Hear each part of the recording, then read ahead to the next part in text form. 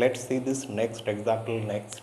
Here the inequality we have to solve is this. 3x minus 4 divided by 2 is greater than or equal to x plus 1 divided by 4 minus 1. And we also have to draw the graph of the solution set. So obviously we start the solution by taking the inequality, and then the first step to simplify this is to multiply both sides by 4. Because 4 is a positive real number, the inequality will retain its direction. It will not get reversed. So if you multiply this by 4, the numerator will be multiplied by 2 because there is a cancellation. Multiplying this first term by 4, you get x plus 1. And multiplying minus 1 by 4, you get minus 4. And then in the next line, this becomes 2 times 3x is 6x minus 8 is greater than or equal to x. 1 minus 4 is minus 3. And then in the next step, we do two things. We subtract x from both sides. So that gives us 1 minus x on the left hand side, and here x vanishes because x minus x is 0. That is one thing. And another thing we do is that we add 8 to both sides.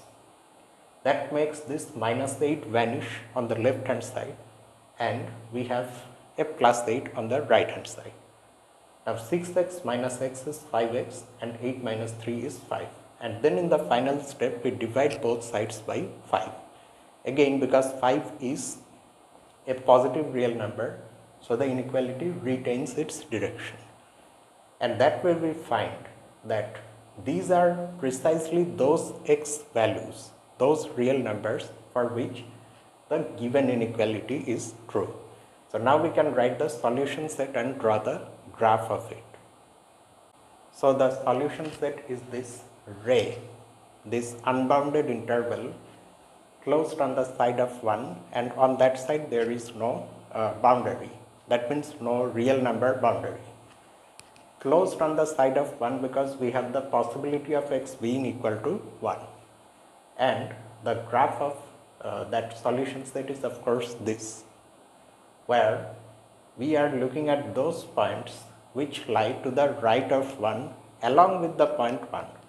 Now to indicate that 1 is also a solution, we have drawn one black circle here.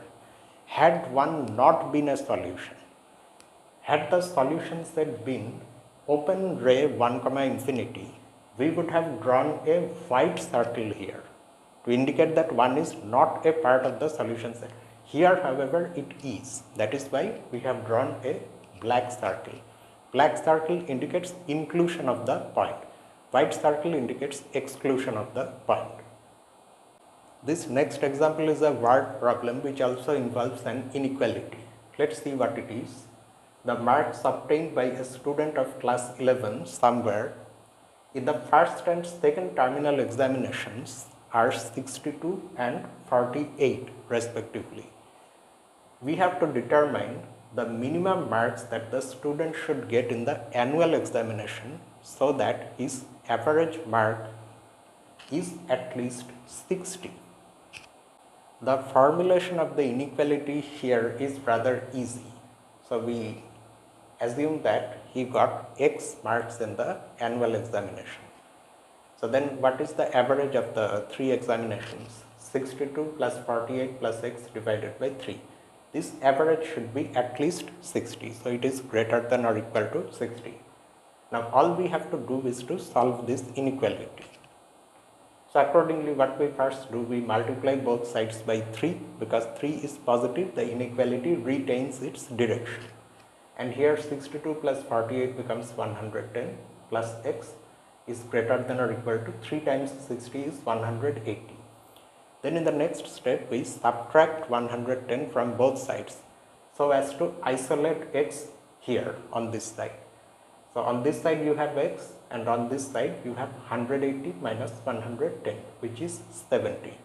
So the student should get at least 70 marks in the final examination, that is the annual examination, in order to have this minimum average. He can get more, so the average will be higher, but at least 70 marks is needed. And this is the final example of this section.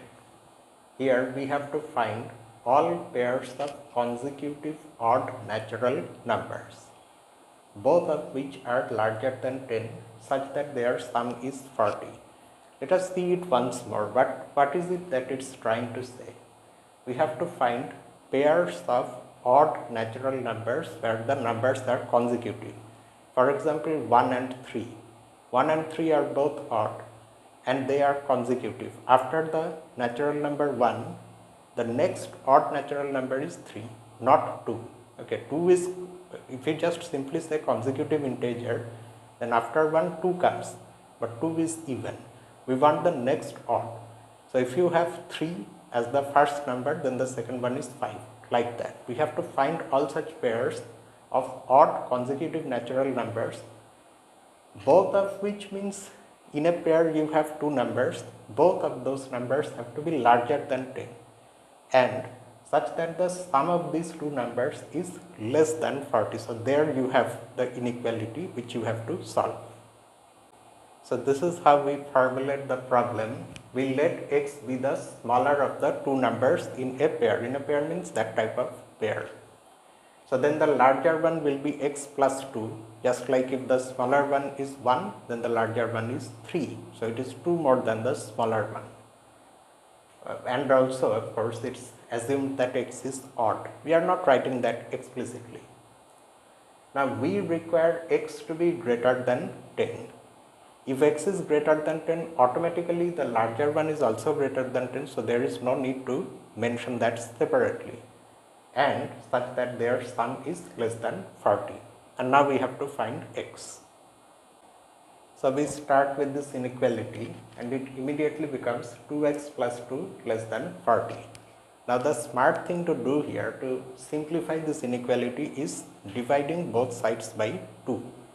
And if you do that, the inequality will retain direction. It won't get reversed because 2 is positive.